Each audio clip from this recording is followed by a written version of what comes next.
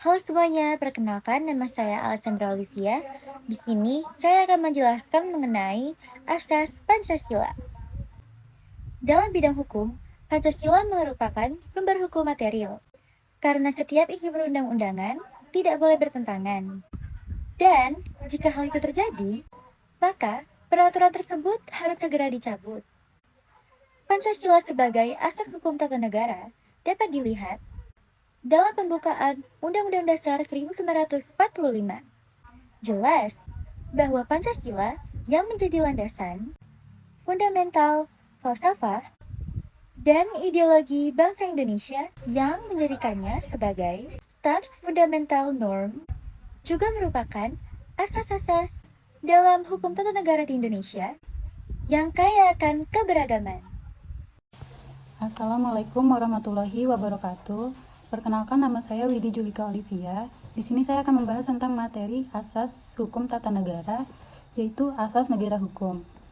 Dalam pasal 1 ayat 3 menjelaskan bahwa negara Indonesia adalah negara hukum.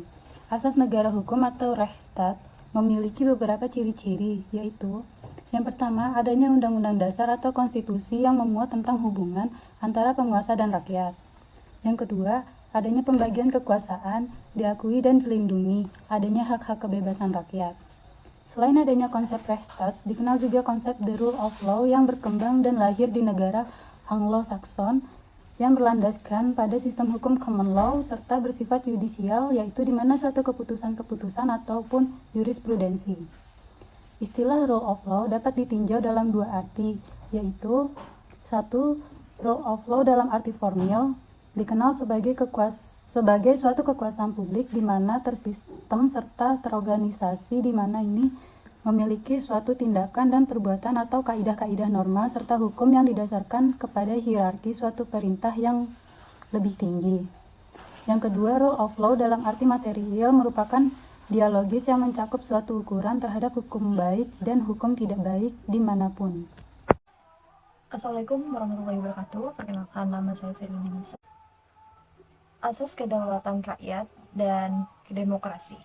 Pengertian kedaulatan adalah suatu kewenangan atau kekuasaan yang tertinggi pada suatu daerah atau wilayah. Artinya, kedaulatan rakyat merupakan kekuasaan ada pada di tangan rakyat. Maka dalam suatu pemerintah melaksanakan tugasnya harus sesuai dengan keinginan masyarakat keseluruhan. Oleh karena itu, asas kedaulatan rakyat dan demokrasi bertujuan agar setiap tindakan atau kebijakan pemerintah harus berdasarkan dengan kemauan rakyat dan dapat dipertanggungjawabkan.